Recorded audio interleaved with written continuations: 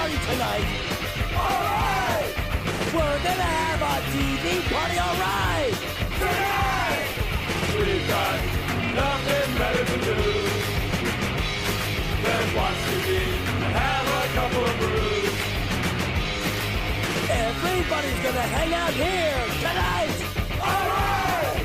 We'll pass out on the couch. Alright! Tonight! We got nothing better to do than watch TV and have a couple of brews. Don't talk about anything else. We don't wanna know. We're dedicated to our favorite shows. And tonight, our favorite show is Iron Fist, Season 2, brought to you by the good people at Marvel, Disney, ABC Studios, and Netflix.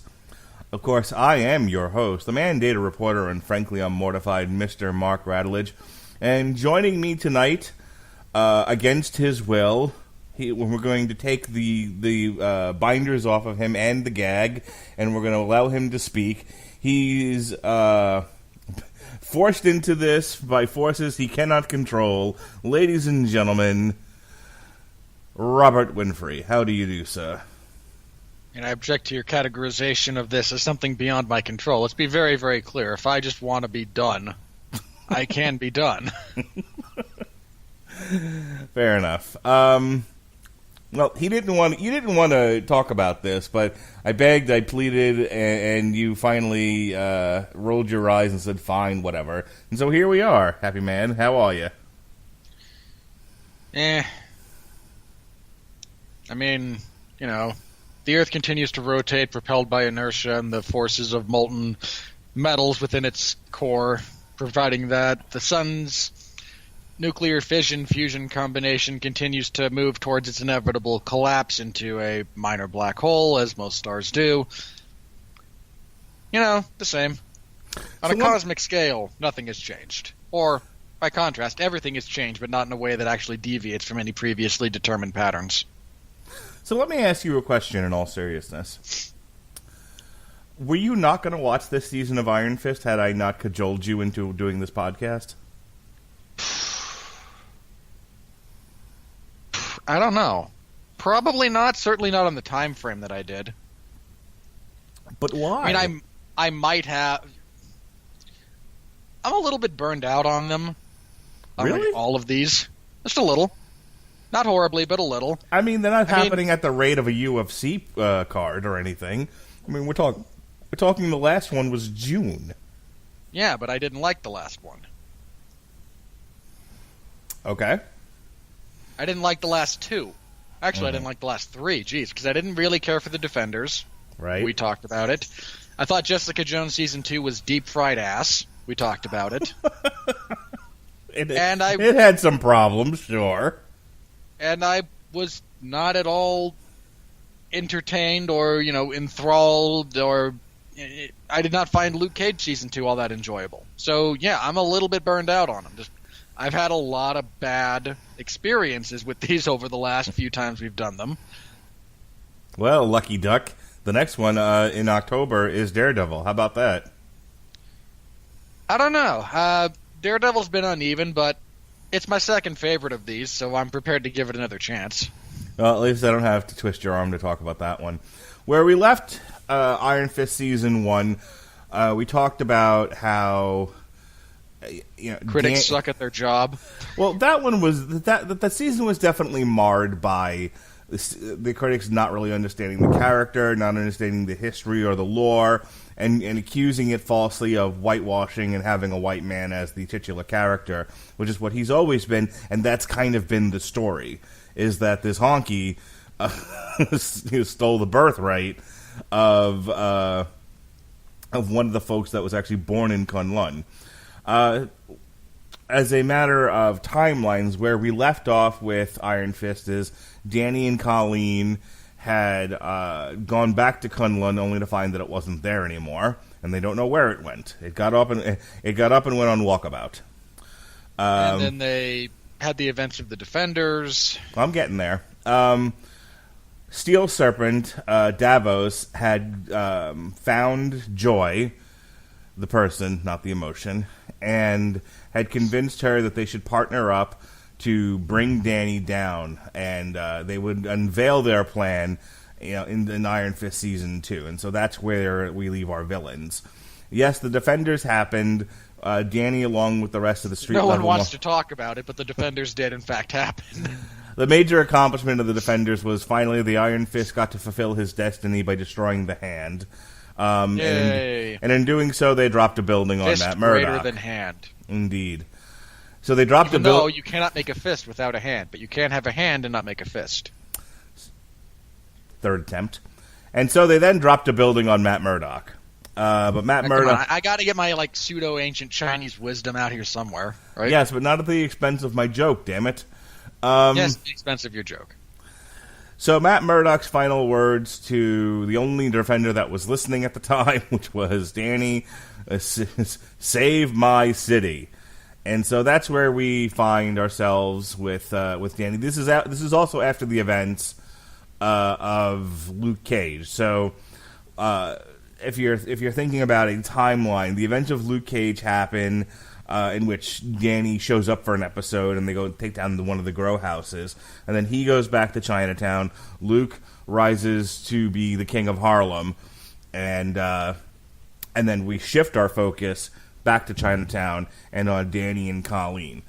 Where we find Dany this season is he's learned how to use the Iron Fist at will, and he becomes rather enthralled with it, addicted, one might say. He's trying to figure out how to fulfill his purpose, how to fulfill his potential, as a savior of the city. And he's trying to start with Chinatown, make sure Chinatown stays peaceful. And so he's standing between an imminent war between the triads, the Golden Tigers and the Hatchets.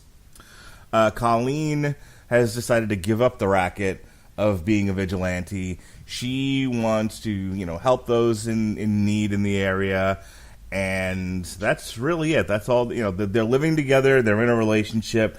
That's kind of where we are. We have a couple of new characters that are introduced.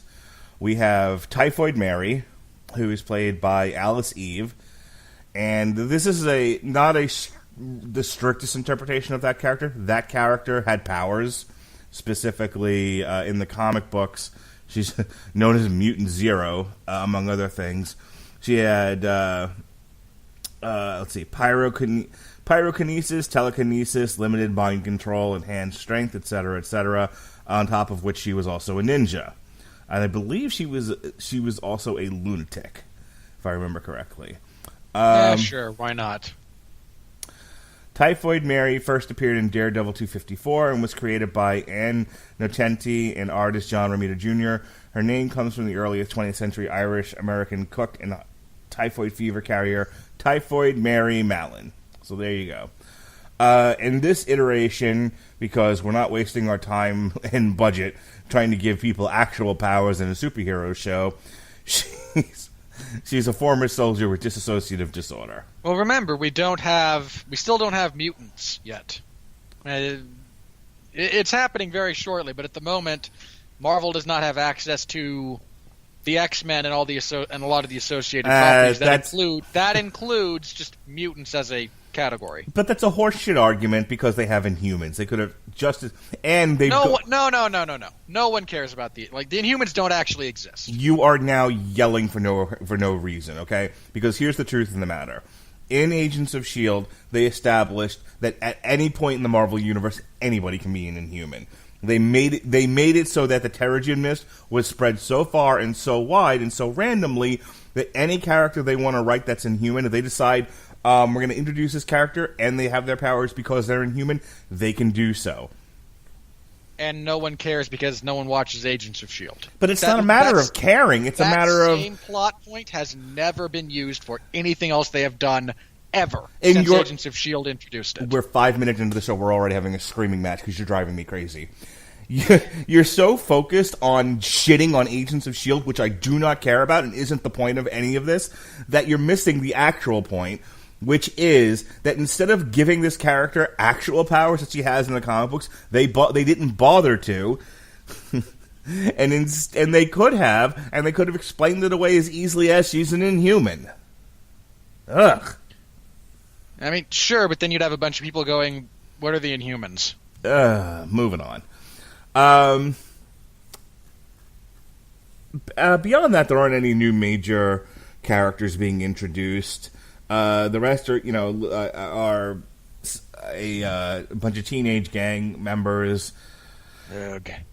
Boy, was that a wasted plot point. Like, just what a massive waste of time that turned out to be. Like, I mean, it's clear they only exist so that by the end of this, however long it takes you to get through this slog of a season, Colleen decides to actually do something again. Yeah. They do introduce they do introduce the Thunderer, but he's there as part of some flashbacks, and not really doing much of anything. I should also talk about Ward. At this point, when the show picks up with Ward, he's in rehab. He's not really taking it tremendously seriously. Yeah, he's in NA. He's not taking it tremendously seriously. He's sleeping with a sponsor, and really all he is harboring a desire to try to reconnect with his sister, who has written him off, and he hasn't really thought much past that. So that's where the season picks up. Let me first... I know how you feel. You sort of made that pretty evident at the start of this. But let me say, I thought this was a much more mature season than the first one. I thought it was much more balanced, and I thought that Finn Jones, who plays Danny Rand, did a better job of playing the character, and at least the character was written better this season than he was in season one. I thought, as far as what is the season about, I thought the themes and the major ideas of this season were more internal. Its character sort of struggling with what's going on with themselves, and not so much a bad guy doing things. Unlike the Defenders, which fucking went sideways real quick. And you have Sigourney Weaver as the Hand who's doing evil things, and and they're all trying to stop her. This was much more about Danny's internal struggles and Ward's internal struggles, and while Joy was helping Davos achieve his goals at the cost of Danny and bringing him low, this was also much more about Joy struggling with the fallout from season one and all the things that she felt, and all the things she felt had been done to her, and her feeling wronged by Ward and then to a lesser degree Danny. The only one who's really doing something in this season, and his issues are not so much, and are not so much internalized as Davos. And in fairness to Davos, they actually do a pretty decent job of explaining how he got to be the way he is. And they only do, and it's relatively brief, but he very easily could have been another stupid Marvel villain, and in some respects he is. But with, a couple of brief scenes in one episode, they're able to give you a really good idea about how he got to be as screwed up as he is. And even though you never root for him, at least he makes sense in that respect. Yeah, I had no problem with Davos this season. As a matter of fact, it was kind of fun to see a villain who finally achieves their goal and is actually able to use the power they've got for several episodes before he's finally stopped. And normally, by the time the villain succeeds, he gets his, like Ares from Wonder Woman. You were successful for 5 whole minutes. Then you're locked in mortal combat with the good guy. Then it's over. He got his powers early enough. He got the Iron Fist early enough in the season that you could actually see him use it. And and so well, what's he going to do with it now? And it turns out, murder people. Yeah, he's just going to calmly murder his way through Chinatown. Perfect. Which, in fairness, it is very cool to see what that particular weapon can do when it's not being wielded by someone who cares about killing people. Well, I was going to say, quite frankly, I wanted more blood. But. Wielded with restraint. So I want to talk about. Let's talk about Danny. Okay. I want to talk a lot about Typhoid Mary because I found her to be an interesting character, but I don't want to skip ahead to one of the second tier characters. So let's talk about Danny at first. What did you think of Danny this season? I mean, apart from the obvious, by which I mean, boy, was this an obvious season. Well, I mean, you're talking about the plots, and okay, we're not all as smart as you. Some of us may not have seen every single thing coming that happened here. So again, I'll ask you. In fairness to my predictions, the ones that I made publicly with you that I wanted to document, I was right on 2 of the 4. Mm-hmm. Charitably 2.5. Had I actually gotten through the entire, I think it was the 3rd episode I was watching at the time, if I'd actually gotten through the 3rd episode, I would have probably gone for the whole season something like 4 for 7. I was say, is it the worst? Is it the worst thing in the world that a major part of the season was Davos trying to take the Iron Fist from Danny? I mean, no. It's the plot to Superman 2, but who gives a shit? I'm not complaining. Look, this is one of those things that might seem like I'm complaining about. Oh, I was able to again, like I get an episode and a half into this and go, okay, so we're clearly going to run a depowered arc. That's painfully obvious. The question becomes then, how do we execute it? Is this going to take all season and just drag on forever, or are we going to go somewhere with it? Turns out again, the journey is more important in some respects than the destination. Even if it's a journey you've taken before, there's still ways to do it that are different and interesting. In this case, again, I have gripes with some of the writing overall, but I agree with you about Danny being a better written character this season. He absolutely is. In no small part, and again, you and I talked about this with Season 1, I think that a lot of people just missed out on the fact that in Season 1, Danny Rand is an emotionally stunted human being. He relates to the world through martial arts. And other than that, there's a reason he goes around telling people he's the immortal Iron Fist. He doesn't know who he is outside of that. Right. Don't get me wrong, boring and repetitive from a viewing standpoint, but it makes sense given where the character is, and everyone got hung up on, boy, he just tells people he's the immortal Iron Fist, huh? No, it was a major part of his identity. It was, see, here's the thing, and they set it up in Season 1, and then they finally extrapolated on it in Season 2, and they really fleshed it out, I thought. I thought they did a good job of using the raw material that they set up in Season 1, which kind of going back to it, I can see where people thought maybe Season 1 might not have been as fleshed out as it should have been. But I'm not going to fault it, because it almost feels like Season 1 and Season 2 should have been one long, 23-episode season. In a lot of ways, yeah. This really felt like one complete story from the beginning of Season 1 to Season 2. Because what a lot of Season 2 does is and Davos really spells it out for the audience, and for Danny for that matter, is, whether it's you being a rich white kid from Manhattan, and the heir to a corporate throne, or it's being the Iron Fist, you have been searching for years to figure out who you are and what you are and what you're supposed to be doing in this world. And despite the fact that you have access to both of these things, you still don't know. You still don't have it. And Danny figures that out too.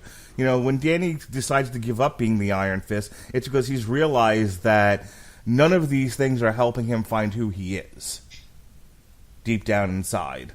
And that he almost feels like whether, despite the fact that he beat the dragon, it was like he's not worthy of being the Iron Fist, that this isn't really his calling.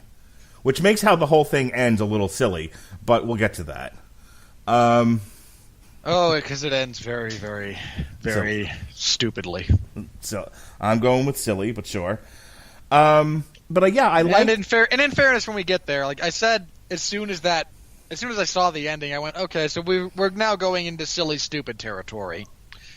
But maybe this show needs silly and stupid because it can't handle it, or the audience apparently can't handle more realism or. They can't handle not knowing very clearly who to root for. I mean, which is one of the big things people complained about in season 1. Like, who do I trust? It's a corporate espionage story. You're supposed to be paranoid watching it.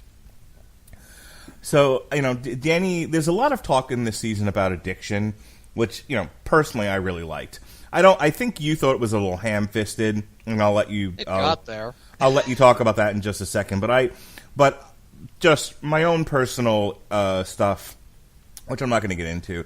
I liked the fact that it did address addiction and that they used that to describe what's going on internally with Danny and the Iron Fist, and they were comparing it to Ward and his issues with opiates and things like that, and just the idea that is that people sort of gravitate to this externalized thing they need to make them feel whole, but it never does. I liked the description of how addiction feels, and that you can't you can not only be addicted to drugs, but you can be addicted to something like an Iron Fist. Now, go ahead. I know you said it was a little ridiculous, a little silly. I think it caps, and there is this truly great moment when we're discussing that, and it's right after Danny gets the Iron Fist taken, and he and Ward are just kind of commiserating. And he's explaining to Ward what it feels like when he's, using the Iron Fist, and I think the exact thing he said was, it feels like I can break the world. Which, in fairness, might actually be a possibility with the Iron Fist. I'm not up to date on all the lore. But Ward, who only ever, drugs, alcohol, stuff like that, looks at him and goes, I know that same feeling. And that kind of, bonding that they shared over that I liked. The fact that it kept going later and kept going later and kept going later, that's when it got annoying to me. Like, if it stops there, as far as, Danny complaining about his addiction, because I mean Ward's addiction is a big part of his character, so of course it's going to be explored. But I think it would have been better if Danny, rather than going on about how he's addicted to the Iron Fist, uses this moment as going, let me say this. I don't want to become addicted to it, and more importantly, I know I'm using it wrong. I mean, I thought there was a much better justification for his actions sitting right there, in the sense that, boy, I've got this really powerful weapon, and all I do with it is punch people. Yeah, when it's known that you can do more with it. I mean, there was that big point in Defenders about a previous Iron Fist utilizing it to seal off a gateway between this world and Kunlun. I mean, never mind that. Not just a punching thing. Bakudo taught him to use the Iron Fist to heal. Yeah. I mean, there's so much that this can do, and I would have just preferred that, in the end, his justification for giving the Iron Fist to Colleen and going off on, his walkabout, which is... I don't hate that, by the way. Like, this is a character that doesn't know who he is. They've made that abundantly clear. Really, really, really clear. Like, boy, giant neon sign. And then there's someone pointing to the giant neon sign going, hey, there's a giant neon sign. But if you're going to do that, pay it off somehow, and they do. I'm okay with that, but I would so much rather his justification be, instead of, I'm worried about becoming addicted to this, going, I know this is used for more than punching people, but it needs to stay here. It needs to stay here and keep the peace. This is expected. You take it. You keep the peace. I need to go figure out how to do this better, and when I get back, I'm taking it back. Yeah, but until I know what I'm doing. I thought there was a giant missed opportunity there, and that's the one thing I absolutely agree with you on. Is they established that the Iron Fist was more than a punching weapon. It's not just a bludgeoning tool, right? That the Iron Fist is this mystical energy that can do all kinds of crazy things, and then they did nothing with it. this season. They did nothing with that aspect of it. They didn't even go back and address it. At no point does anyone remind Danny, didn't Bakudo show you how to do something with this? And then you're right, he never even questions it. He never even brings it up himself, going, I can feel the dragon calling me. I have this power within me, and I know that there's more I can do with it. I just don't know how. I don't feel like there's been anyone here to show me what the true calling of the Iron Fist really is. And maybe that's Davos even says, Davos literally says at one point, you don't even know how to use it. Right. The problem with Davos saying that is Davos doesn't know how. I mean, Davos may know how to use it, but Davos's definition of using it is murder everyone, kill everything. I would have liked to have seen Davos do something different with the fist, and it doesn't have to be anything big. Like even if he just heals minor injuries to people, or conjure something with it. Yeah, because there's so much more you can do with it, and he's mentions that, and it's easy to kind of point out how he might know that and Danny doesn't. Danny left Kunlun and Davos stuck around for a bit. Mm-hmm. It wouldn't be that out of line for him to have discovered lore or knowledge or something. I mean, the same way he figured out how to transfer the power of the Iron Fist gave him some insight into using it for something other than murder and mayhem. Right, and that's absolutely right. It's like you would have figured that in his studies of how to rob Danny of the Iron Fist and give it to himself, he'd have come across other things he can do with it. So maybe using it to open a portal, summoning another mystical dragon that he can control. Do something with the Iron Fist. Make it, heal himself, make himself bigger, make himself invulnerable. Do something, but it's like nope.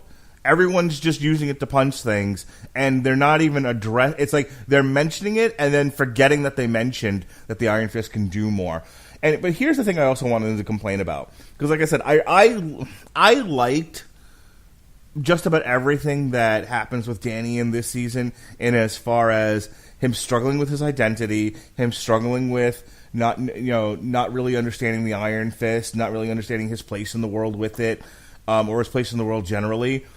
But then I feel like everything got undercut with that final scene of him somehow having the Iron Fist again and using it to power up 2 guns.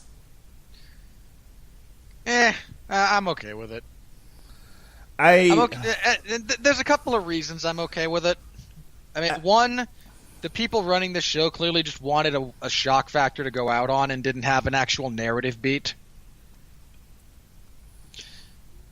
2, they set up that there's enough of a time gap between when we see them get on the airplane and when we get that showdown in wherever they are in Japan, like Hokkaido at 4 in in this crappy bar. I get time has passed and things have happened, and they'll get to it in the next season if there is one.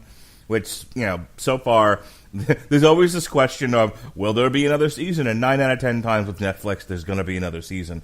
Though, just as an aside, who knows how much longer the Netflix Marvel deal is going to go on for, considering Disney is trying to develop its own streaming service, like DC has, and some others, and they're going to need all the content that they can muster. So, and if they don't need Netflix, Netflix doesn't have to say, go ahead and do another season. It's ABC Studios that produces this thing, and that's owned by Disney. So we'll see. Yeah, and it's also, there's also a big question about what type of material Disney's going to want on that platform.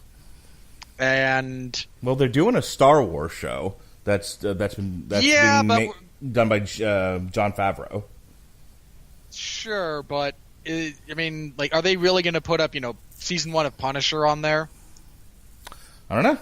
I mean, do you really want the kids who are going to have the access to the Disney streaming service to stumble across the glorious bloody mayhem, mind you, that goes through season 1 of the Punisher? But yeah, I don't know. That's a good point. It's entirely possible that these characters, they'll just say, you know what, you guys have a good thing on Netflix. We don't have to worry about managing parental controls on our side or what have you. Just, you know what, we'll just keep this going. It's fine. It works. We'll see. Or they'll just reboot it and dumb it down even further.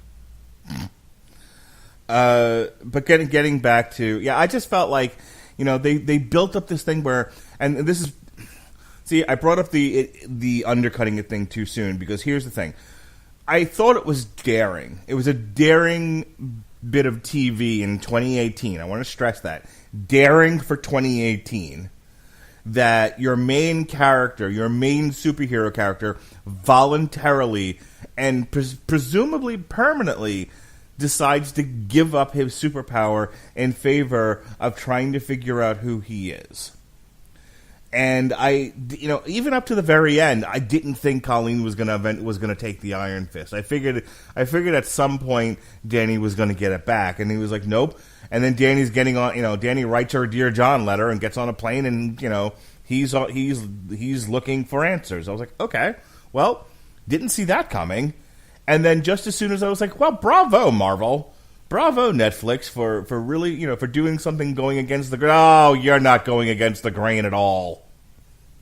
That really bothered me. Again, me not so much because, they're not going to threaten the status quo. They're just not. They don't have it in them to do it.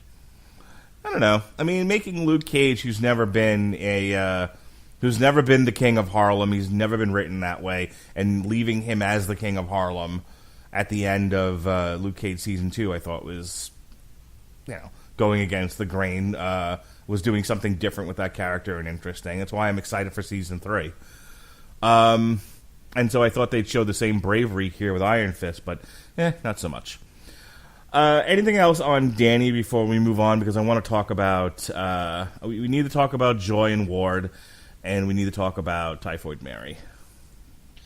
No, nothing much else from Danny. Again, he's a much better written character, all things considered. Again, some of the stupidity with the overall writing doesn't necessarily mar his... the fact that Danny doesn't know how to use the Iron Fist is not... he won, and then 3 weeks later he took off, because boy was he bored. You mean all I have to do is stand here? Yes, you have to guard Kunlun against the forces of the Hand and any other outsiders. I'm going to go get a hot dog. Boy, I need some of that New York hot dog back in my life. That's right. Again, his lack of knowledge about it is understandable and should be something that they can, use going forward, but they never actually do because, I don't know, the writers just don't want to. They'd rather have a 20-minute scene where Danny denounces his own white privilege because critics. I don't know. Look, there are times I'm sensitive to that sort of thing. There are times where I either just don't see it or I don't care enough. I was fine with it. You brought it. I know you brought it up offline, and I was like, good pickup, but it didn't offend me. It didn't offend me in the sense that sure how dare you? It absolutely offended you. I was not offended, Mark. Use whatever words you like, but it absolutely tweaked your nipples, and it's one of those. I thought it was stupid. That's not the same as me being offended by it. I thought it was stupid writing. It offended your sensibilities. Okay, maybe. Whereas we live in 2018. Bill Cosby just got sentenced to 3. By the way, I would have bet money, hard-earned money, at least half my paycheck, he got probation. I was waiting for it. And I would have laughed. Not because I think that that's what he deserves or, whatever. Because of the world we live in, I could absolutely see that happening. But no, got 3 to 10 years. Hey, we live in a world where a Supreme Court nomination is being held up by unfounded accusations from 35 years ago with no specific date, no specific time, and no specific... The only thing apparently... The term is called borking, by the way. He's being borked. Yeah, we live in a stupid time. Right, we live in a stupid time. Therefore, him going on a rant about white privilege, I honestly shouldn't have affected you at all. Stupid. Is equally stupid. And no, if it bothers me in real life, why wouldn't it bother me in the media I consume? So, Ward and Joy. The media you make me consume. The media that I do not voluntarily consume, mind you. You said, hey, we're reviewing this, watch it. So I watched it. And yeah, does that color my experience with it? Sure. I'm not going to pretend it doesn't, but I'm also not going to pretend that's not stupid writing. Is that why you're so cranky? Because because I made you watch this? No. Okay. Ward and Joy. Joy and Ward. Joy and pain. Ward was such a hateable character in the first one. It would have been hard to redeem him in the second season, but the second season does. He's so much more charismatic and likable this season. You know, even when he does thoughtless things, even when he does dumb things, he's doing them with the best of intentions. And, you know, and then by contrast, you know, where you had, you know, where Joy was the one who was sticking up for Danny in the first season and was trying to help him at different points. And this season, she's so utterly filled with contempt. You know, she keeps going back to the same line of, this guy walked back into my life, and everything that made up my life so neatly, all the pieces that were so perfectly in place, like, you know, like an apartment furnished with IKEA furniture, was burned to the fucking ground within a matter of weeks of this guy showing up. Yes, I'm angry. Yeah, that double turn, they actually pull that double turn like towards the end of season 1, like really towards the end of it, episode like 11 or 12. Was a really shocking. I was really shocked that they pulled that off and then kept it going through here because, you know, 8 episodes into season 1, like, no, Ward, I'm not sure what purpose you serve anymore. Right. You could die, and the narrative would not be over, and the narrative wouldn't be harmed. To, at the end of season 2, he might be my favorite character on the show. That's, I think that's a hell of a turnaround. It's funny. He actually plays a good foil for Danny. Like, I like the further adventures of Danny and Ward. I think they work well together. Oh, that was great. That was so great when they're just giving each other, you know, appropriate levels of like brother crap on the airplane. Mm-hmm. Well, even earlier in the season, you know, where Ward's trying to convince Danny to have a tea party so that he can make up with Joy, and, you know, and Danny's like, oh, I don't know, I better ask Colleen, and there's a beat, and Ward makes a pussy whip sound. Yeah, the way those two interact, now that they're not at each other's throats, is some of the best stuff in this season is the way those two interact with each other. It's legitimately great. Right. So by the same token, you know, it's interesting that where they took Joy, because at the end of season 1, you know, Joy is entertaining the thought of tearing Danny down. I thought what she would get out of things would be a lot more nefarious. I'm a little confused with Joy. She is a badly written character. Well, hang on. In the details. I was going to say, like, her personality... Hang on, her personality's fine. The way... Her makeup as a character is fine. The stuff that... what they do with her in terms of plot is lacking. Yeah, when Davos pushes her off that balcony, I went... my genuine thought was, I know that's not far enough to kill you, but boy, I wish it would. I honestly thought she was dead. No.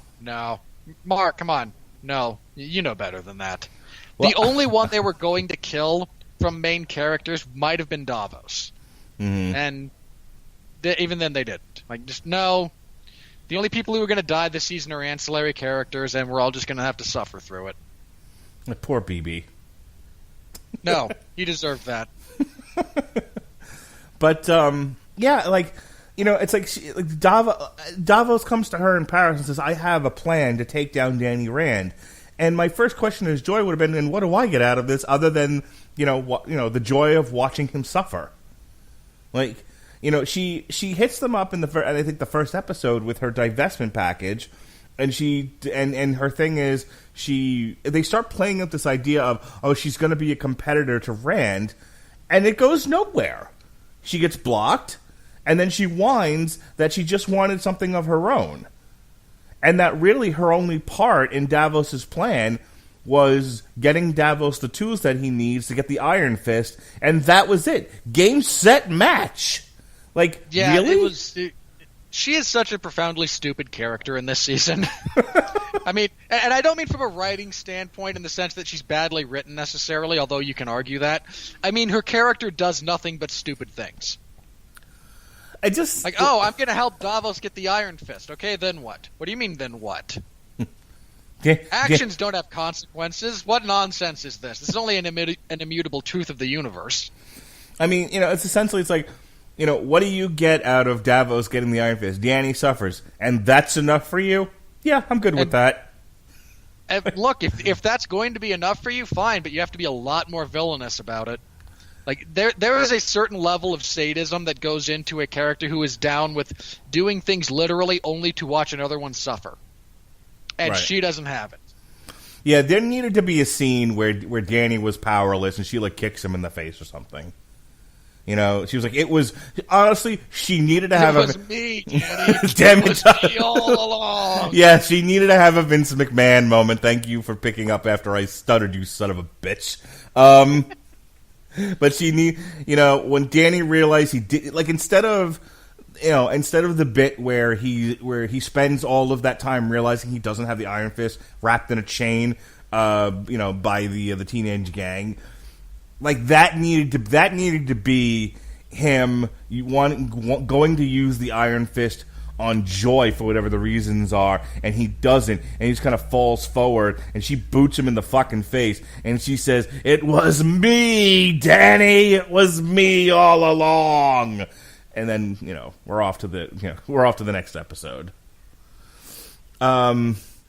And honestly, they needed to get rid of her character like midway through the season. Like once the reveal, like when Davos pushes her off of that balcony, I'm like, boy, I hope you're dead, but I know you're not going to be. Well, but she could have died there. It would have been, the story would have been fine. That's the thing of it is once Dany got the Iron Fist, once Davos got the Iron Fist, and Mary gave her the video. Okay, mission accomplished. At that point, she still didn't have her company.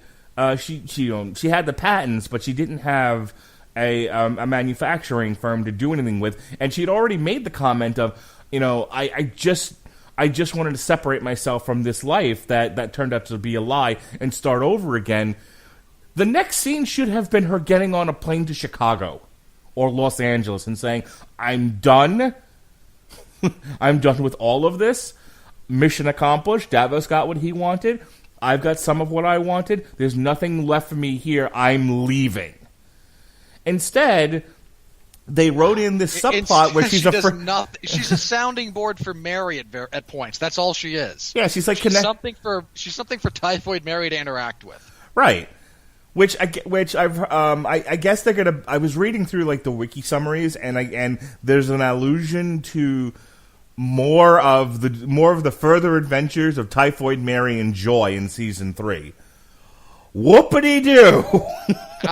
Who is excited about that? Like, I'm fine with with Typhoid Mary having more to do in the 3rd season, and that they didn't just kill off this character. On the other hand, I'm kind of done with Joy. Like, there's nothing left here. I'm done with Joy, and I don't think Mary fits. I don't think Mary fits in with the new directions they might be taking this show. Because again, the way this closes is we're getting into the silly, stupid territory. Mm-hmm.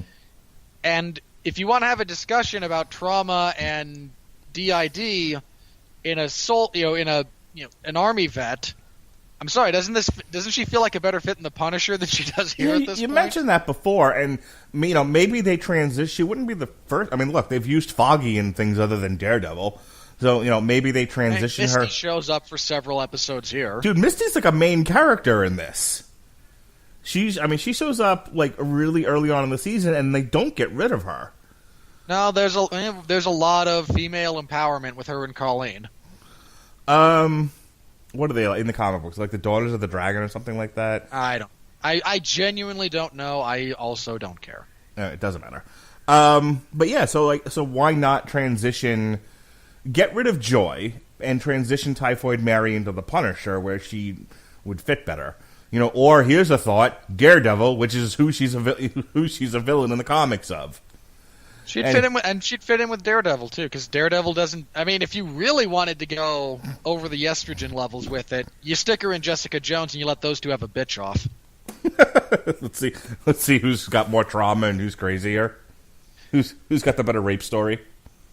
And really, and the whole thing is refereed by crazy stage mom. Anyway, anything else about Joy and Ward? Again, the horrible inconsistency and stupidity of Joy as a character got to me this season. Because there's one point within like the span of 2 episodes where she talks with someone about the merits of intention versus action, and she tells one character, "What do my actions have to do with it?" and the other one, "Well, your intentions don't matter." Right. Like she literally just does nothing of value. Well, she should not like. She's there because there's baggage from season 1 that has to be dealt with, and she's there, as a means to get Davos the tools he needs to execute his plan. But that's my point. She should have left, or Davos should have killed her as soon as he got the fist. Like yeah, you're a loose end, you're a liability, you die now. Well, but that's the thing. She's not a liability. She wasn't a loose end. She's the one who knows about the bowl, and she's the only one who knows about some of the things he needed in order to do this and knows how to get them. She's a liability. Well, like I said, I like the way I wrote it better, which is, a parting, she pays Typhoid Mary, she wishes Davos good luck, she gets on a plane, and you never see her again. That's how I would have written it. I mean, either way, she's gone forever, so let's just be happy. Maybe the whole thing would have been better. Maybe a final scene with her and Ward. I mean, because that whole the whole bit where everyone's holed up in Colleen's apartment, and Misty and Colleen are off doing detective work, while Ward is supposed to be babysitting everybody who slowly but surely leave the apartment, which was a terrible plan. I mean, Danny's been stabbed in the liver. Not liver, it's the other side. It's his. No, it is his left side. Yeah, he got stabbed in the freaking liver. No, your liver's on your right. Sorry, he got stabbed in the pancreas. So, I mean, she eventually finally tells Ward, "I'm never going to forgive you. I'm done with you as a brother. I've written you off." And even when they're in the ambulance, I want to say in the wiki it says like they. I feel like in the wiki it said that they had made amends. But I feel like in the ambulance, though, the character actually says to him something along the lines of, just, go do what you want to do in life, Ward. It's like, I forgive you. I forgive you. I just don't want to be around you anymore. Oh, something like that. There's so much pointless melodrama around those two characters. Yeah. They're both, in theory, they're both more interesting. They're either interesting when they're on the same side or completely divested from each other. I want to talk about Typhoid Mary, but the quick thing about Colleen, if anyone's wondering, why they gave, there's probably people who didn't like the Ghostbusters remake because it was made up of all women, who looked at the Colleen thing, getting the Iron Fist, and went, "Boo! Why are we... Okay, this was an established thing in the comics." I wanted to talk about this really quick. The whole subplot of the pirate queen of of whatever it is, in the Immortal Iron Fist issue 7, we covered 1 through 6 on source material. Issue 7 deals with the pirate queen. And so if they're saying that she's a descendant of the Pirate Queen, it would make sense that her character would become an Iron Fist if that is the route in storytelling that they decided to go. It is, in terms of being at least attempting to be consistent with the comics, Colleen getting the Iron Fist is perfectly sound. Okay? I just needed to have that said. No, it is. This isn't... I might disagree with elements of dialogue and narrative with how they got there, but there's plenty of precedent for this. This isn't just we gave it to her because she's a girl and Wonder Woman made a lot of money. Yeah, this isn't that. And I think, We're developing a Scarlet Witch spin-off for Disney streaming services. That borders on the pandering. This not so much. Yeah, I just feel like there's probably a contingent out there that's like, oh, that didn't read the Ed Brubaker and Matt Fraction Iron Fist, And it was like, boo, hiss, they're only giving Colleen the Iron Fist because they're building towards an A-Force, an all-female Avengers thing because, we're living in the hashtag me era, me too era. Okay, yeah, to all of that, but that's not this. This has precedent. This is comic lore. Guys, please. We do have to be able to differentiate between those two things. And don't get me wrong, they can overlap, but this is not that. This is not, again, this isn't pandering. This is not one of those things that I would yell about in terms of stupid narrative decisions because we must placate people. Yeah. All right, that's about as interesting a thing I have to say about Colleen in this. And she was, she's maybe a 1 or a 2 on the Adrian Nag scale, if that. So she didn't bother me this season. She wasn't too much of a nag to Danny. The actress playing her is fine. The only other thing that I noticed about this season with her is they gave her the lion's share of the fight scenes. For a show called Iron Fist. A lot of them. For a show called Iron Fist, after about 3 episodes, the remaining 7, she got the lion's share of fighting. And maybe that, if you're going to make an argument over, you're just pandering to women, you're pandering to the current cultural political atmosphere, maybe. But again, at the end of the story, she's the Iron Fist, so you kind of had to. It was unavoidable. Just throw that out there. Right. You can't just do that ham-fisted. That would be more pandering than building her up to that is fine. That makes sense. And in fairness, they come up with a reason for it. Danny spends a non-trivial portion of this season with debilitating physical injuries. be that a deep stab wound or a completely destroyed knee or something similar. Like, there's a reason he's not fighting as much on average, and it's because he is physically unable to. By the way, did the magic brace make you laugh too? Yes. Okay. I mean, for everyone who complained about, Bruce Wayne having a magic brace in The Dark Knight Rises. Yeah, it was just like this is the dumbest thing. The magic brace is the dumbest thing in The Dark Knight I've ever seen, and the people writing Iron Fist went, "Hold our beer." Yeah. I mean, because if nothing else, the injuries to Bruce Wayne in The Dark Knight Rises were old. They were established. Like, he'd put his body through hell, but hadn't been doing so for at least a couple of years. So there's an amount of physical healing that something like a high-tech brace could kind of help compensate for. Not to the degree they had him do it in that movie, but the general principle. 2 weeks after major reconstructive knee surgery, yeah, no. And again, not even close. Again, if he had the Iron Fist, or they had explained that that the essence of the Iron Fist was still in him and was helping him, and basically gave him a mutant healing factor, fine. I'll accept pseudoscience in my comic book stories. I'm not Mr. Wizard. No explanation in a magic brace. Fuck off. And really, if what we're going with here, and I imagine this is where we're going with this, is that while Davos siphoned off the power of the Iron Fist, it never fully left Danny, and it's been rebuilding. Yeah, I would imagine that's going to be the explanation. At the end. That he's still the immortal Iron Fist, and one of the things you can do with it is transfer that power to other people, but you never stop being the Iron Fist. Yeah. If that's where, then that would be fine if he then uses the Iron Fist to heal himself. Right. It's as it stands, no. It's pathetic. Right. Alice Eve as Mary Walker, Typhoid Mary, as I've been calling her, because that's her comic book name, I think deserves an Emmy for her performance. You are entirely too generous. No, I think at least a nomination. I thought she did a phenomenal... You're too generous. Why? Oh, well, hang on. They still only nominate 5, or do they nominate more than that at this point? I don't know.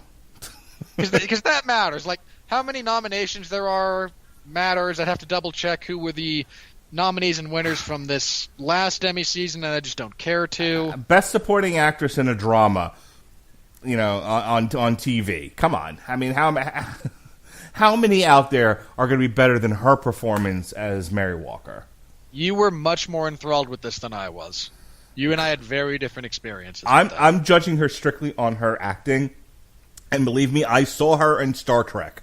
Clearly, she's based on the level of performance she gave in Star Trek and what she did in this show. Wow, that woman's got range. She's phenomenal. I honestly, I mean, if you're going to be down on her and be like, she's meh.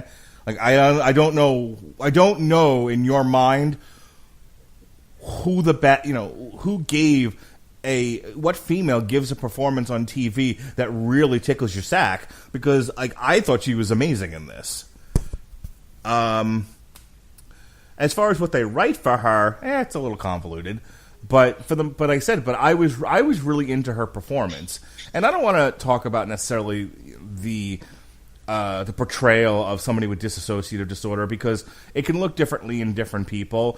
I liked how it was done here. I like the idea. There's still not even a consensus that it exists. Yeah, there's that. But I like look, if it's going to exist in a show, I liked how it was portrayed here. I like the idea of somebody struggling with the happenstance that she at times wakes up in different areas and doesn't know how she got there because the other personality is the one that brought her there, and hasn't eaten for days because the other personality is a hippy dippy who's painting and not eating a sandwich.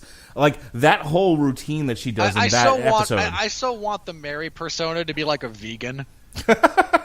And Walker's like, oh god, I haven't eaten meat in like 3 weeks. I have to go to a steakhouse. like what do you need to get this job done? $1 million, some automatic weapons, and a roast beef sandwich. I haven't eaten meat in God knows how long. I need to eat something that had a soul. Gimme. I thought she added a lot to the season. My only issue with her was they were using her as a henchman, as a mercenary to get from here to there as far as the plot to take down Danny. And once that all happened, I felt like they were like, she's too like. And here's the thing: I feel like this season went through a series of rewrites based on what they had in terms of performances. Like they wrote the season. They were shooting, then they got her performance, and they were like, we need to write more for her to do. She's too good to let go of, to just disappear out of the show. Because the second half of the season, it felt like they were just inventing reasons for her to be on there. And I'm sorry, my dad is known for not being able to suspend disbelief anymore. Like, he is constantly complaining about things like, well, that doesn't seem realistic in a show about fantasy or a movie about fantasy. But he made one salient point to me, which I got to give him, which is when she's got her gun with the scope trained on him in the warehouse and Davos walks in, how the fuck did she miss him? Yeah. I didn't realize having the Iron Fist also gave him Spidey sense. Yeah, that should not at all have happened the way that it did. No. He should have walked in and his head should have popped. Right, his head should have been blown clear off his fucking neck is what should have happened.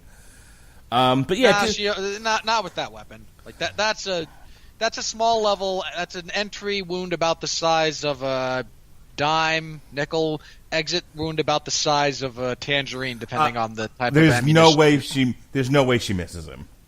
That is very true. She should not have missed.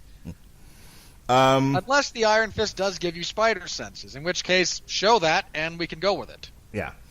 So, I mean, I don't know. Do you see what I'm saying, though, about, like, it felt like the second half of the season was rewritten to give her shit to do? Because I didn't want to not have her anymore? I mean, the only interesting thing that she does... Well, let me rephrase. The motivation that she has in terms of...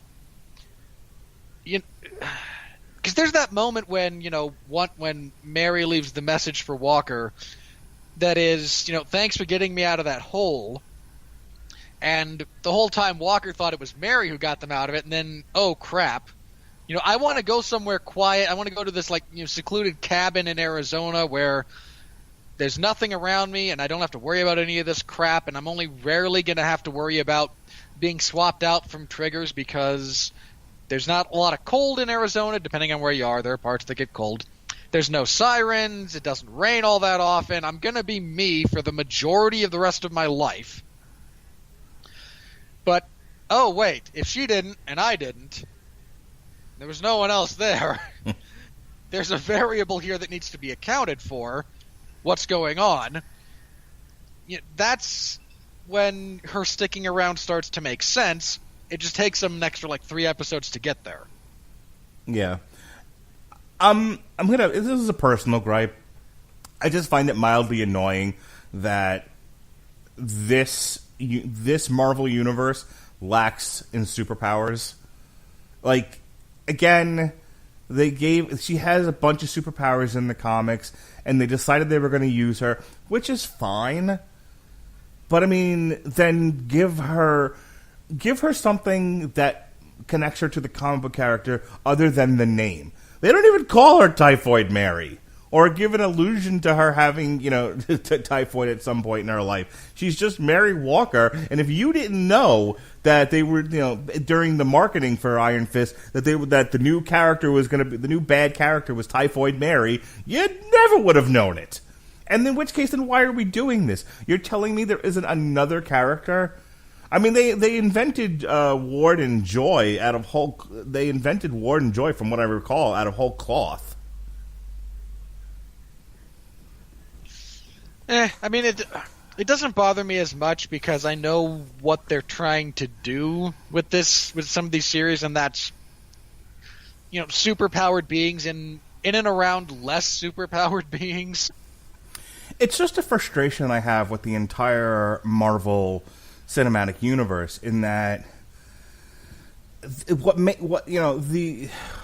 brings you to the dance is the superpowered, amazing fantasy characters, and like the Civil War, right? They built the raft. They built this giant prison. And it's got to be empty. That's got to be the most expensive vacant property. Who the fuck is in it? Everybody in the Marvel. Mark, you're the one person watching Agents of S.H.I.E.L.D. You're going to tell me they haven't sent anyone to the raft on that show? They keep killing people is the problem. It's here's the thing. Everybody like the Vulture, right? The Vulture doesn't have any superpowers. He had a suit. Falcon, suit. They're going to have all these villains in Spider-Man, and it's all going to be based on technology, which if they don't have their suit, they don't have any superpowers. And so who the fuck is in the raft then? What? At the moment, no one. That's got to be the cushiest gig if you're a high-profile, your prison guard. Really? Oh man, this place is empty. The most powerful the most powerful inmate they ever had in there was a Scarlet Witch, and Captain America broke her out. Easily. That's the funniest thing about that. It's out in the middle of nowhere, and Cap's friends are there. So I mean, of course, Cap's going to break him out because he's Captain America. But the fact that he does it without his shield, without anything, without any support. Bucky doesn't even have his mechanical arm at that point. It's just Cap swimming out into the middle of nowhere. I need a 20-minute movie that is just about how Captain America solo takes out the raft. Here's the thing, and even in that scene, when you consider Falcon has no powers without his suit. Hawkeye doesn't have powers. Hawkeye doesn't have powers. Period. Ant-Man doesn't have powers without his suit. So it's just why do they even need to be in the raft? Why not send them to San Quentin? To be fair, Cap would have got him out of there either, but no, this is hardly the point. Making a superpowered prison for powered individuals makes sense. Tony doesn't even need to be there because without the suit, he's got nothing. Right? Yeah. So this is my point. We've created an entire, we've created a universe of superheroes who, if they don't have suits, they don't have powers. And it's they keep introducing new characters with no powers. And I'm sorry, being a ninja is not a superpower. I'm getting a little tired of. Everybody's a fucking ninja. Look, the closest ones you have Hulk, who doesn't count because he sucks. You have Cap and Black Panther who legitimately have powers without accoutrement. Yeah, but they're just enhanced individuals. Then they're bigger, stronger, and faster. I want people who can shoot lasers from their hands. See, at least okay. So we're getting Captain Marvel next February. That's literally, I think, the first Marvel superhero that has powers regardless of what... And if I swear to God, if it's a thing where she only has powers when she's wearing a ring or when she's got her suit on, I'm going to throw something at the screen. And to be fair, Doctor Strange has magic no matter what. True. Doctor Strange also has magic. Thor has power whether or not he's got the hammer. Right. Spider-Man has some powers. The rest of it has he's some built powers himself. without the suit. Right. Nothing that would help him get out of a jail cell, mind you, apart from his strength. But so you reinforce the bars to enough of a degree, and he can climb on the walls. The Spider-Man in the comics and the Spider-Man in the Marvel Cinematic Universe is the iteration of Spider-Man where the webbing comes from a suit. Comes from mechanical shooters. It's technological, not biological. Right. So his only powers is he can stick to walls. He's got super strength and he's got Spidey sense. Those are his powers. That's his whole power set. Yep. Black Widow's a ninja. Black Widow doesn't have power. Luke Cage barely. Luke Cage sort of has powers. Yeah, kind of. But it's mostly strength. Again, it's the fact that he's invulnerable to external harm. Yeah, Jessica Jones is enhanced. Luke Cage is enhanced. When he had it, Iron Fist is basically it. Iron Fist and Thor. But I'm just thinking about bad guys too. I don't want to run through the entire Marvel Cinematic Universe list of bad guys because that just reminds us of how terrible they are. But most of them are dead. I think all the Iron Man villains are dead, right? Obadiah Stane's gone. Stane's dead. Whiplash is dead. Hammer's in jail. Mandarin sort of dead. We're not sure about that one. Well, the guy who had the Guy Pearce is dead. Yeah, Guy Pearce is dead, but at least for 5 minutes he had powers. He had the Extremis. The Abomination's out there somewhere. No, he's not. Maybe the Abomination's the one lone guy in the raft. And it would have been great if they'd actually shown that in Civil War. He's just in the mastermind. He's just out there fucking playing. No, you mean the leader. He's playing the harmonica. Nobody knows. They haven't fed him. It's just there. All the villains from Doctor Strange are gone. No, Mordo's still out there. I mean, well, the ones that were villains in the movie, not going to be a villain in the next movie. Dormammu is still a threat in theory. Crossbones didn't have powers. He had a suit. True. The Red Skull has sort of powers, but again, sort of. Yeah, at this point, are we really counting the Red Skull? Anyway. I mean, he came back. So, it just bothers me. I wish Thanos had powers outside of the Gauntlet. I hope he does. We've never seen him do anything outside of having access to the stones. He's an enhanced alien. Power's enough. And in the comic book, he had a helicopter. The old Thanos copter. Anywho. I loved Alice Eve in this. He's also empowered by the goddess of death in the comics. The reason he's as strong as he is because he's the avatar of death. Daredevil kinda has powers and is a ninja. It's mostly ninja. All right. Anyway, this aside. So I really enjoyed Alice Eve's performance as Typhoid Mary. I liked about half of what she does in the season. The second half seemed to be just shoehorned in because reasons. I'm looking forward to see what they do with her in either Iron Fist Season 3 or The Punisher. Outside of that, anything else on her that you want to talk about? Otherwise, I think we're going to close up shop here. Nah, you were much more inclined to discuss that than I was. I'm happy with what you said. Okay. Anything else? I'm going to let you have the last word here.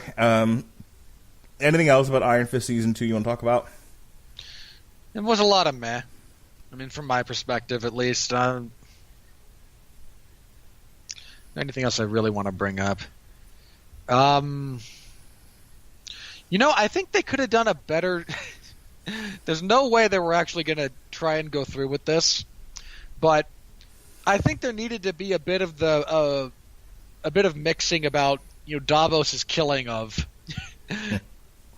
because here he is doing this, and the cops kind of go along with it as long as he's only killing these triad members. They're like, gangsters kill each other all the time. What do we care?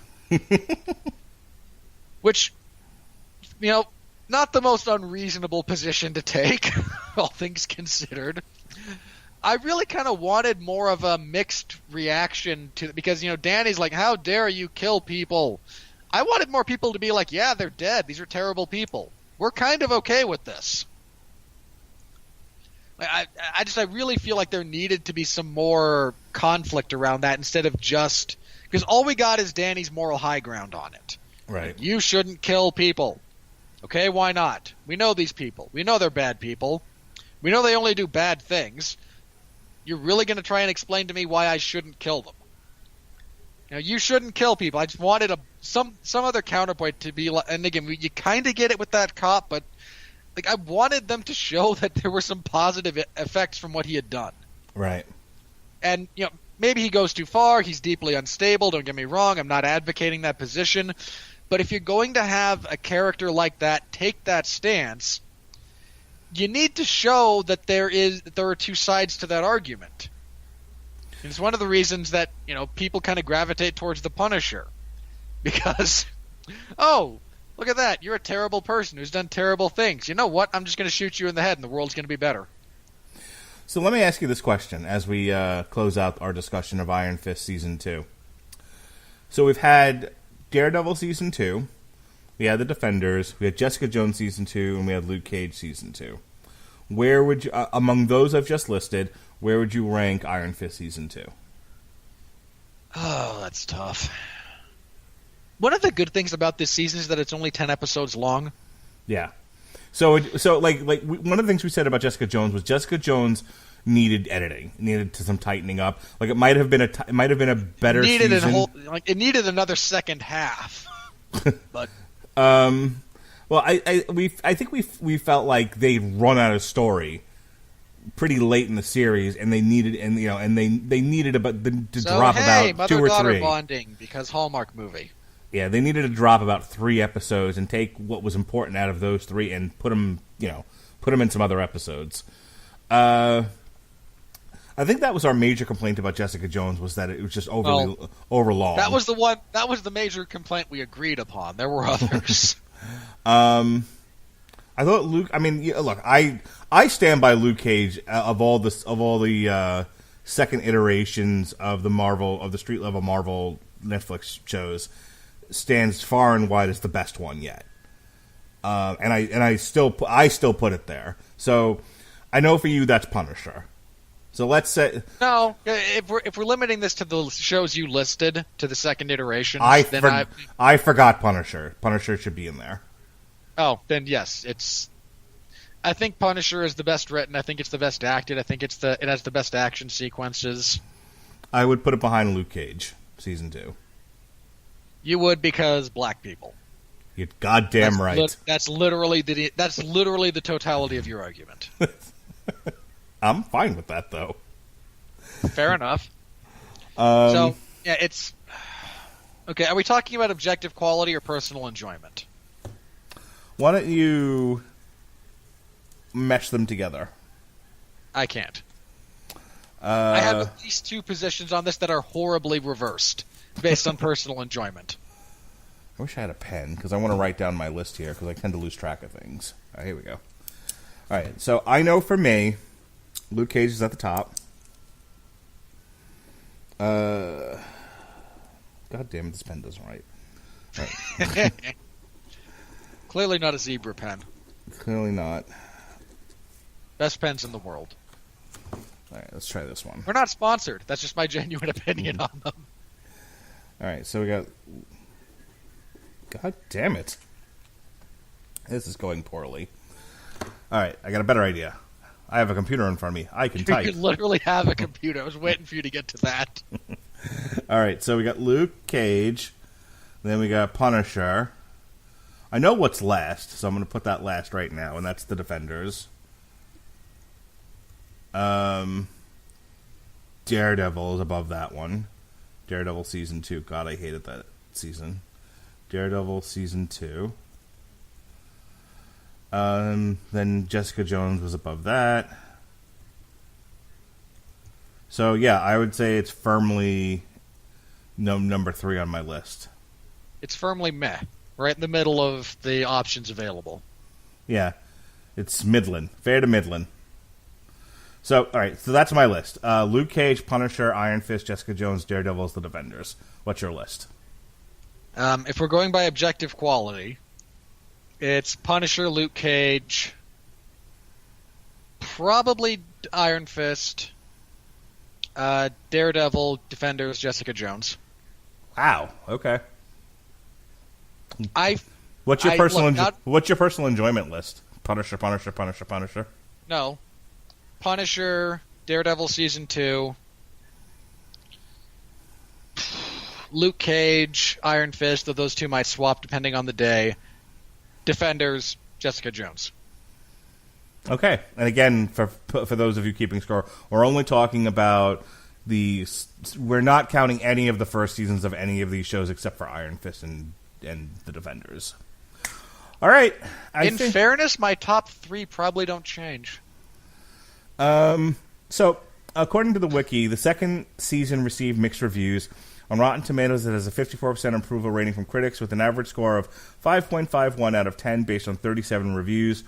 On September 7th, 2018, Rotten Tomatoes revealed that the second season of Iron Fist broke the Tomato Meter record with the biggest sophomore bump, up 33% over the prior season at that time. The website's critical consensus reads, better action scenes and tighter pacing elevate Iron Fist's second season, but it remains a lesser light among MCU shows. That seems a generally fair assessment. Yeah, I don't have a major problem in the world with that. All right. We had problems with the critical analysis of the first season because it was stupid. And it gets even worse when you realize that the majority of those opinions on season 1 were based on having access to only the first 6 episodes or so. Yeah. It's stupid. You can't possibly get a fair opinion of a television series, especially one that drops all in a row like that under those circumstances. I mean, I think if you take... It was actually BoJack that started that changed the process for a lot of websites on that, because if you only take the first 6 episodes of season 1 of BoJack Horseman, it's fair to middling. It's clever, but you don't really get it. If you get the whole season, it's great. And it only gets better over time. I mean, I think seasons 2 through 5, we just wrap up 6? I think it just wrapped up 6. Like, again, seasons 2 through 6, all of them have ratings of between 98 and 100%, because you actually take the whole darn season into perspective. All right. Last week was Predator Week all week long here on the Rattlevision Broadcasting Network. What a terrible decision that was on your part. Shut up. We did. Tell me I'm wrong. We did Archie versus Predator on Screaming Boy. As Rob just alluded to, we reviewed The Predator from Shane Black on Damn You Hollywood. There was no Corporal Cloney review because lawyers. And then finally, Sean and I did an on-trial for the Robert Rodriguez Predators. This week, yesterday's source material, as I mentioned before, was the Ed Brubaker and Matt Fraction, The Immortal Iron Fist, issues 1 through 6. Tomorrow, we'll be reviewing the new Therapy album. And next week... Oh, by the way, check out our commentary of Over the Top. Myself, Ronnie Adams, and Pat Mullen, Mr. Toxic Masculinity.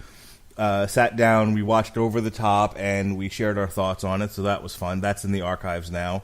Boy, you really have to be in the right frame of mind to enjoy that movie, but if you are, it's great. It's so good.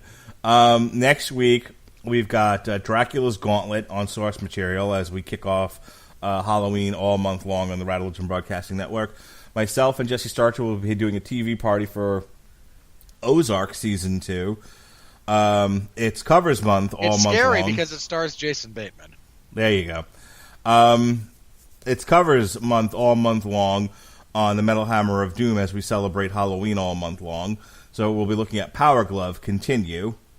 And just scheduled, given that Bill Cosby received his sentence today finally for sexually assaulting a woman in 2004. And that is the only thing he got sentenced on, despite the 109 other women that came out and said he touched me and drugged me. He only got sentenced on this one particular case. 3 to 10 years. We're going to talk about it. It's the rise and fall of Bill Cosby on the Screaming Boy podcast, hosted by the one and only Ronnie Adams. Don't you still, every now and then, for stories like that, don't you wish you just had the Whiskey Rebellion back so you could just have an excuse to talk about whatever you wanted to talk about? I mean, that's kind of what the Screaming Boy has become. I mean, I generally have to, it doesn't take too much arm twisting on Ronnie's part. So, yeah, it's fine. Whether we call it Screaming Boy or we call it Whiskey Rebellion, generally speaking, if there's something I really want to talk about bad enough, Ronnie's usually open to it. That's why we keep him around. The following week... I was about to make such a bad joke. The following week... Jason Teasley will be joining us for not one but two shows. We'll have Venom, Lethal Protector on October 8th, and then he'll be really.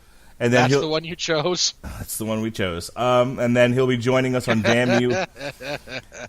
He'll be joining us on Damn You Hollywood as we review the Tom Hardy feature from Sony, Venom. And then on it's gonna suck. Boy, is that movie gonna suck. And then on the 10th of October is Mystic Prophecy, hot stuff, baby, Monuments Uncovered. All right, you Robert Winfrey, you tell them where you can find your stuff. The most recent episode of the 411 Ground and Pound radio show is about 60 minutes of me talking to myself. It's just a review of UFC Fight Night 137, which was long. God, it was long. It was 14 fights long. I was drinking wine and eating fish tacos. Ugh. I mean, I don't drink wine and I hate fish, so you put me in a real conundrum where it's something that I would not want to do in the context that you presented it, but it also wasn't that event, so that's such a weird place for me to be. It's like I'm jealous that you're not doing this, but I don't want to do what you're doing. Pretty much. So, again, you can get my thoughts on that. It was just kind of an event. I also share my thoughts on the UFC making Joanna Jędrzejczyk versus Valentina Shevchenko for the women's flyweight title. It's a good idea. I like the fight. That is the co-main event for UFC 231. UFC 230 still doesn't have a main event. So I talk a little bit about that, but in theory, Jon Jones could headline that because Jon finally got his 15-month suspension from USADA sorted out, which means he will be eligible to return to action on October 29th, and UFC 230 is November something or other. 3rd. So in theory, Jon could fight on that card. So is there a pig hostage they can feed him that people will pay money for? I mean, it's the return of Jon Jones. In theory, anyone would do, but there's also a real problem about kind of finding him an opponent. Daniel Cormier's got a hand injury, and he's not going to take that fight anyway. He's going to sit until he gets his easy money fight with Brock Lesnar. Right. Because, bear in mind, I hate that, but I don't blame DC one bit. Jon Jones kicked his ass twice. Brock Lesnar sucks. And he's not going to... Neither one is appreciably a bigger draw than the other. Like, if you were going to make a significantly greater portion of money for the Jon Jones fight, he might take it even though he just lose again.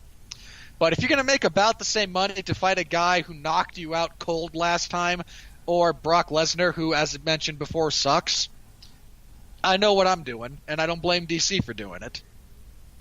I think Gustafson's still out with an injury. It's just weird. I mean, in fairness, there are two people on that card fighting each other who have now just said, hey, make us the main event. Because both Nate Diaz and Dustin Poirier seem down for the idea of them fighting for the inaugural 165-pound title. Is there really a 165-pound title? No, but the UFC wants title fights to main event pay-per-views. Okay. Well, so at this point, they should stop creating titles for weight classes. Just start doing what wrestling does. Make it a TV title. That's stupid. Make it the Intercontinental title. Really? When these fucking belts don't mean anything, does it really matter what their names are? Yes, because you can still only fight so frequently unless you want to start fixing things. Did I tell you that you're reviewing Daredevil on October 25th? Yes. Okay. I was aware of that, thank you. You're welcome. But anyway, apart from that tangent, so you can find me giving brief thoughts on that and the hilarious hypocrisy of MMA fans pertaining to the Jon Jones situation. Because part of the reason Jon only got 15 months for a second suspension, for a second violation, was A, he was found not to be at fault, and that what he took didn't actually have a performance-enhancing benefit, which means, in my estimation, he shouldn't have been punished at all, considering that's what you're trying to block. But hey, USADA sucks. But he also apparently gave them information to help with investigations and whatnot, and now everyone's crying foul because he snitched. Like, if you want a clean sport, shouldn't you be happy when fighters turn in other people who are cheating? Or are you just, blind hypocrites about this stuff? I'm not the biggest. Again, Jon as a person might be, a giant bag of dicks. But have some intellectual consistency here, people. You're asking a lot. No, I'm really. That's the profoundly sad thing. I'm not. If you're honest about this and say, boy, I hate Jon Jones, I wish he'd been suspended for 4 years, fair play. I have nothing to say to that. But if your cry is, oh, he snitched, but I'm so pro-USADA and want a clean sport, then you should be in favor of fighters contributing to the cleaning up of the sport. Let's stop glamorizing this bullshit omerta nobody talks crap. Anything else, sir? Because it is, in fact, a load of crap. And any law enforcement personnel will tell you that. How do you think they get people in jail? Anyway, so you can get my thoughts on that. And this coming Sunday will be the 411 Ground and Pound radio show previewing the big one. UFC 229 is upon us. And, again, it's the big one. It's Conor McGregor versus Khabib Nurmagomedov. Assuming neither of them pulls out between now and then. But I'm hoping Jimmy Hart's Hall of Fame bar and tiki deck, where they got the NFL package and the taters, will be playing that on one of their TVs while I'm there with my wife that weekend. It won't. You don't think so? Well, hang on. Where is this specifically? Jimmy No. Hart's Hall of Fame. Where is that located? Oh, Daytona. Daytona? Aruba, Jamaica. Ooh, I want to take They might. I mean, it is Conor. Bahama, come on, pretty mama. All right. We've now gotten to the point where Sleepy Private Park has started singing, and that's how we know we've hit the end of the show. Baby, why don't we go down to Kokomo? We'll get there fast. You want to stop, and then because if you don't stop, I'm gonna join in, and my singing voice is just the worst. That's where we want to go, way down in Kokomo. So, again, so you can tune in to hear myself, and I believe Jeff will be previewing 229, so that'll be fun. Again, Conor's back. He's fighting Khabib. Biggest fight in UFC history in all likelihood. Tony Ferguson's back, and also on that card, and I'm really looking forward to that. He's fighting Anthony Pettis. He will carve him up like a Thanksgiving turkey. The rest of the card's meh. The rest of the card's really, really kind of meh. But if you're going to have a top-heavy card, those two as the top two fights is not the worst top-heavy card you could put together. So tune in for that. Should be a lot of fun. I think that's it for me. Again, I'll be back over the course of the next several weeks. I'm off next week, but after that, it's a lot of me. A lot of me. I'm so sorry. All right. With that said, thank you for joining us on a TV party tonight for Iron Fist Season 2. Be well, be safe, and behave.